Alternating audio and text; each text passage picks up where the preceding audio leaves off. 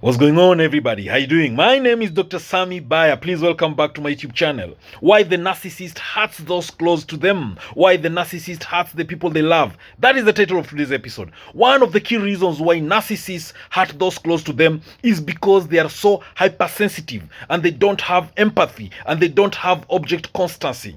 Therefore, they are primed to take offense and be abusive, and hence hurting those close to them. A narcissist's own feelings can be hurt very easily because of their high sensitivity. Any small thing their partner does can be seen as an attack, and any situation where they are not their partner's focus is very difficult for them. Hey, at this juncture, please subscribe to my YouTube channel if you've not done so. Now, it is very draining to be in a relationship with a narcissist, and you have to accept the fact that they will never empathize with your feelings, no matter how long you are together. Some narcissists may learn to be self-aware in time and learn to notice when they are hurting you, but this still doesn't guarantee they will care. Narcissists hurt those close to them because they either lack empathy or they are low on emotional empathy. They are hypersensitive and they lack empathy for one reason or another. Therefore, they don't feel bad when you feel bad. So they can hurt you without realizing it. Empathy is the ability to understand and share in the feelings of another person. If someone is sad, you don't need to be sad over the same situation. But to experience empathy means you can understand why that situation makes them sad and can relate to that feeling of sadness because you have experienced it before. Emotional empathy, on the other hand, is the capacity to feel what another person is feeling or what you imagine the person is feeling. Having emotional empathy decreases the likelihood that you will want to hurt others because you will literally feel some of their pain. Without emotional empathy, you have less motivation to pay attention to the pain that your words and actions cause a partner. Narcissists lack empathy and they cannot relate to the emotional experiences of someone else. For this reason alone, when the narcissist hurts you, they are unable and unwilling to understand how their actions negatively affect you. With this lack of empathy, the narcissist can actively engage in repeated abusive behaviors because they don't have to feel how they are making you feel. The narcissist presents an image of superiority and grandiosity. They have a sense of entitlement and exaggerated sense of self-importance. They take advantage of others to get what they want, and they cannot recognize the needs and feelings of others. The world revolves around the narcissist. A narcissist is wildly insecure and has no real inner confidence that they can depend on.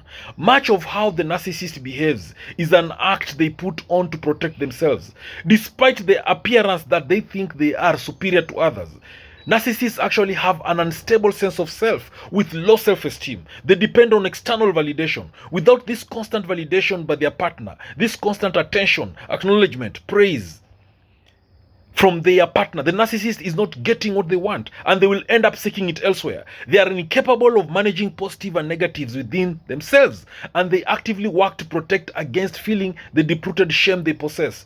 Their life is a constant focus on self-preservation of their image so they can protect against narcissistic injury. And this is why many narcissists often end up cheating and hurting their partners that they claim to love. From nowhere, narcissists can come across incredibly cruel. They say things that many people would really struggle to say to someone they supposedly love, and this is because of something called object constancy. In short, one of the main reasons that people abuse others whom they profess to love is that they lack whole object relations and object constancy. Let me briefly explain this. Briefly defined, whole object relations is the capacity to see oneself and other people in an integrated and realistic way as having a mix of good and bad qualities, some that you like and others that you dislike. If you have whole object relations, you can accept that someone is not perfect and still value that person for the positive qualities he or she has. Object constancy, on the other hand, refers to the ability, if someone does something that disappoints you, to put that in the context of the whole relationship. For instance, I may feel hurt and disappointed, but I don't hate you. You are still the person who is my friend, and it is in context. If you don't have object constancy, there is no context. Constancy is the ability to maintain your positive emotional connection to someone whom you care about while you are feeling angry, frustrated, disappointed, or hurt by that person. Object constancy helps you rein in your impulses to hurt someone during a fight. Lacking object constancy makes people more willing to emotionally and physically damage their mate, their partner, their lover, or that relative that is close to you. Now, in other words, when the narcissist is shouting at you for whatever they think you did, there are no memories of the good times in their head because they lack object constancy. They are totally living in the single moment of being furious with you. In that moment, they truly hate you. There's nothing holding it in context that limits it. So it goes from you, all right? It goes from you are all good, you are a good person, and it ends in I hate you.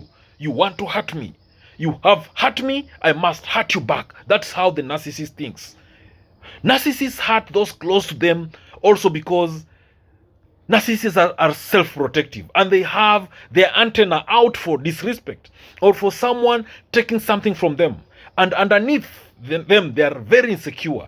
Generally speaking, the insecure attachment styles that narcissists have are some of the reasons that they hurt the people that they claim to love. Narcissists often hurt those closest to them, and they are often characterized as evil people, demonic, arrogant, self-centered, manipulative, and predatory attention seekers. Being in a relationship with a narcissist is difficult and it is hard work. They are very insecure. They are very sensitive people. And this means that the narcissist can take offense very easily. This can end up in couples having the same arguments over and over and over again. Sometimes they are unaware of being abusive to their partners, but other times the narcissist will genuinely and intentionally want to cause pain and harm to their partners. Ultimately, as the partner of a narcissist, you have to decide whether that hard work, that difficult relationship is worth it for you in the long run. One of the most difficult things to understand in life is how someone who tells the whole world that they love you and care for you can hurt you so much. You can't understand how this person can hurt you badly, yet you are the closest person in their life. The effect of being in a romantic relationship with a narcissist is trauma and confusions once the romantic relationship ends. It is unbelievable how this narcissist person would confess and assure you that you are the love of his life, and now they treat you like used tissue paper. They treat you like garbage. They lie to you. They cheat on you. They verbally abuse you. They bully you and devalue you. They embarrass you in front of your friends. You are so broken after this narcissistic relationship, and you're not sure if you can trust anyone ever again. Anyone who has been abused by a narcissist will ask themselves hard questions and may even wonder how they could have made such a big mistake, being in love with a monster, a walking demon, an emotional vampire. That is the narcissist, and how they can avoid making that mistake again in the future. Now, at the beginning of a relationship with a narcissist, everything would have been wonderful. You might have even thought you had found your soulmate. But after a while, things started to go sour. This is because after a few weeks, months, or even years, the narcissist will start devaluing you. They look down upon you. They despise you. After using you and milking all energy from you, they find you useless. They'll start blaming you for everything. They start shouting at you, and eventually they discard you, and you start wondering what went wrong. Many narcissists are predictable, and they tend to follow the same relationship pattern. They want to settle down and get married, but they tend to have unrealistic expectations of their mates, of their lovers, of their partners. The relationship pattern of a narcissist starts commonly with love bombing and ends in constant devaluation of their partner and abuse before discarding their partner. Now, as a general rule, narcissists hurt the people that they love because they have insecure attachment styles. People with insecure attachment styles tend to sabotage their relationships. They have a hard time trusting others. They avoid intimacy. They lack empathy, and they feel threatened by anyone who tries to get close to them. Most narcissistic behavior is defensive and designed to protect the narcissistic person from shame, rejection, and humiliation. But many times, this hurts and causes pain in those closest to them, as they feel they feel alone, invisible, and not good enough. Narcissists hurt those close to them because they have insecure attachment styles. When I talk about attachment styles, I'm I'm describing the different ways that we interact and behave in relationship. Now, these attachment styles originate from the work of John Bowlby, a psychiatrist, and Mary Ainsworth, a psychologist, who introduced the term attachment theory in the 1950s. This theory focuses on the relationships we have with our primary caregivers as infants. Generally speaking, people with anxious attachment style are needy, anxious, and they have low self-esteem. For example, if you believe that the narcissist in your life has an anxious attachment style, it is possible that they had primary caregivers who were inconsistent with them.